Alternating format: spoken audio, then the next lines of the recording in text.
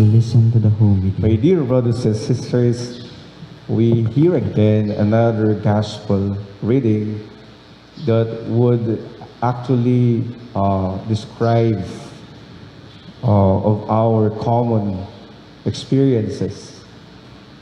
We may also consider this as one of the practical gospels or gospel readings, in which we see Jesus told his disciples a parable. Can the blind person guide the blind person? Will not both fall into a pit?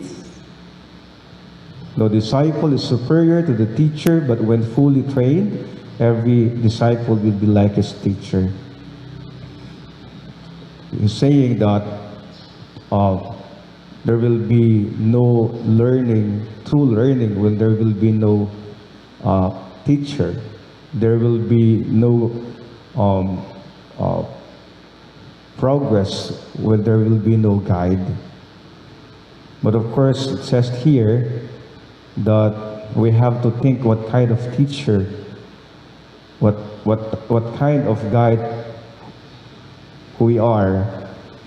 Especially in here, Jesus went further, saying, why do you notice the splinter in your brother's eye, but do not perceive the wooden beam in your own? How can you say to your brother, brother, let me remove the splinter in your eye, when you do not even notice the wooden beam in your own eye? And a very strong word when he says, you hypocrite. If we have to look at the gospel reading today, it's saying to us that we must be a teacher, we must be a guide. And before we become a true teacher and a guide, let us not forget to mirror ourselves. Because we know when we see our imperfections and limitations, we are humbled, realizing that in fact, our humility will teach us that there are things also that we have to look into ourselves. This is the gift of mirroring. The reason why we have our mirrors, the beginning of the day, before we go and set for our work, then the mirrors are reminders for us. The mirror is a reminder for us to look ourselves. And also, we know that sometimes there is also blind spot in us, that even we have mirror, sometimes there are things that we cannot see, only others can see. But Jesus is reminding us today that our concern, our show of love, must that of a genuine one, that it embraces even the difficulty and challenges that it takes.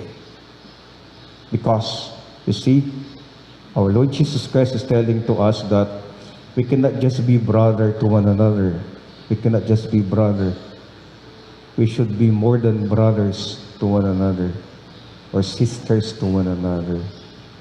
In which the real meaning of this is that our genuine love and concern to one another. Because we know that at times it's so difficult to say, to correct, because we might also have something that we don't see in us. That is why there is a culture of silence. But remember, my dear friends, last Sunday, our readings in the first reading actually, that we are held liable and accountable if we don't remind and warn, if we don't try to correct, if we don't show our love and concern to one another. In which, my dear brothers and sisters, our Lord Jesus Christ then is telling to us that may we have our genuine concern and love for one another, that our love must be seen in the truest sense of the word, that We show our love despite of, in spite of. My dear brothers and sisters, we should be a teacher and guide to one another.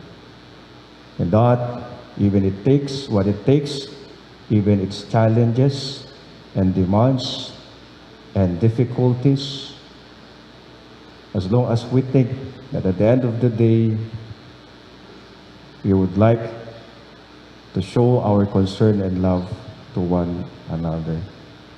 Remember, we are teachers, we are guide, we are brother and sister to one another.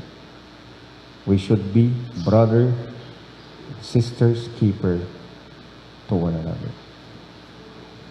Amen.